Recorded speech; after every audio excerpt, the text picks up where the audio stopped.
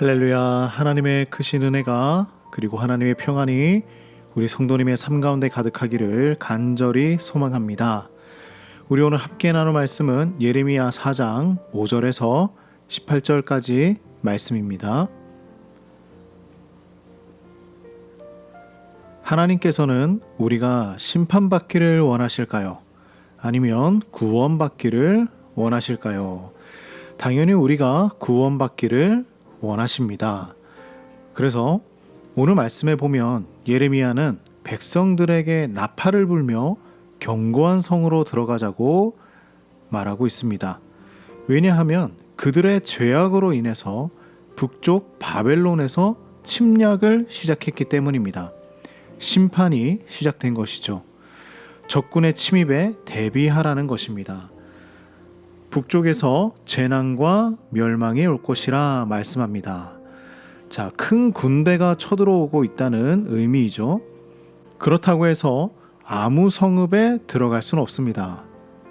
그들이 살기 위해서는 견고하고 강한 성읍으로 가야 합니다. 깃발을 세우고 지체하지 말고 도피하라고 하죠.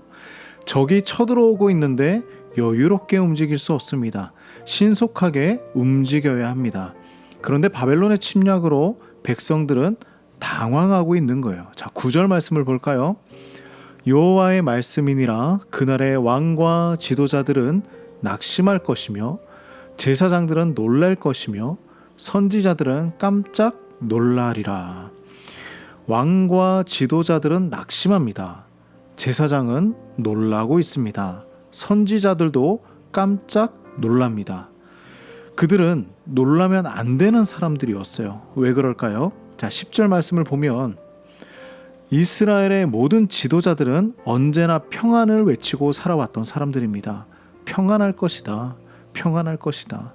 하지만 평안을 외치던 그들의 말이 거짓이었음이 드러났습니다. 왜냐하면 그들 역시 평안을 잃어버렸기 때문입니다.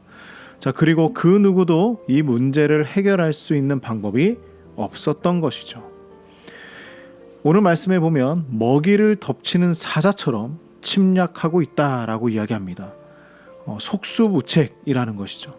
무섭게 달려오고 있는 이 적군 앞에 이스라엘은 한없이 무기력합니다. 자, 바벨론의 공격이 어떠했을까요? 자, 12절, 13절 말씀이에요. 이보다 더 강한 바람이 나를 위하여 오리니 이제 내가 그들에게 심판을 행할 것이라.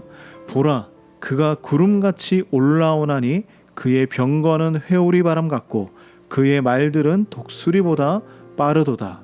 우리에게 화 있도다. 우리는 멸망하도다 하리라. 자, 그들은 강한 바람 같습니다. 구름 같고 회오리 바람 같은 병거들입니다. 말들은 독수리보다 빠릅니다. 그리고 우리는 멸망할 것이라고 이야기하고 있죠. 그럼에도 예레미야는 다시 한번 이 이스라엘이 살아갈 수 있는 방법을 이야기해 줍니다. 자, 14절 말씀인데요. 예루살렘아, 내 마음의 악을 씻어버리라. 그리하면 구원을 얻으리라. 내 악한 생각이 내 속에 얼마나 오래 머물겠느냐라고 말씀하고 있어요. 자, 예루살렘아, 살 수 있는 길이 있다. 기회는 아직도 있다. 살고 싶거든 마음속의 악한 마음을 깨끗하게 씻어 버리라고 합니다. 어떠한 환난이 와도 회개하는 사람들에게는 하나님께서 살 길을 열어주신다고 말씀합니다. 결론은 그들의 마음에 악함이 있었기 때문이에요.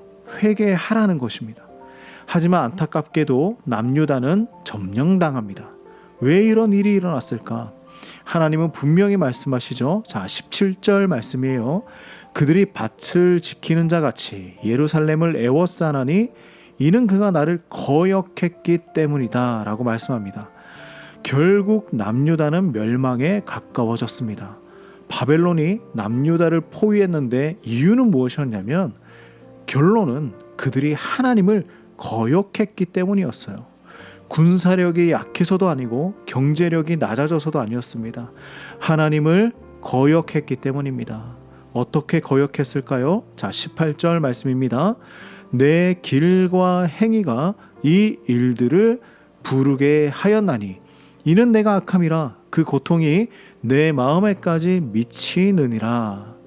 모든 길과 행위가 이 재앙을 가져왔다고 하죠. 그들이 악했기 때문입니다. 그들의 길이 악했고 그들의 행위가 악했기 때문이었습니다. 그 죄악이 너에게 고통을 주고 마음속까지 파고들었다고 이야기하죠. 하나님을 거역했기 때문입니다.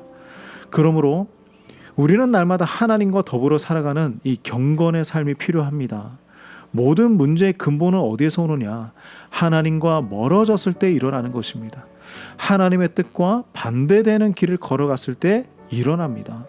우리에게도 예레미야의 나팔이 필요합니다. 그리고 견고한 성이 필요한 것이죠.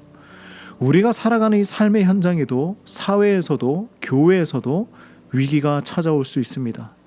그러므로 언제나 평안만을 외치며 안일하게 있는 것이 아니라 언제나 하나님과 가까이 하며 하나님의 말씀에 귀를 기울여야 하는 것입니다. 우리가 안전하고 평안할 수 있는 유일한 길은 견고한 성인 하나님에게 붙들려 있는 것입니다. 우리의 마음의 악함을 씻어버리고 길과 행위가 하나님의 뜻과 일치하길 간절히 소망합니다. 오늘 하루도 우리 함께 하나님의 견고한 성 안에서 살아가는 축복이 있길 간절히 소망합니다. 기도하겠습니다. 하나님, 우리를 불쌍히 여기셔서 주님의 견고한 성 안에서 보호하여 주시옵소서. 하나님을 거역하며 살기보다 순종하며 살게 하여 주시옵소서. 나의 길과 행위가 하나님의 뜻을 따라 움직이게 하여 주시고 하나님의 손길이 오늘 우리 모든 성도님들의 삶의 터전 가운데 가득하게 인도하여 주시옵소서. 예수님의 이름으로 기도드립니다. 아멘.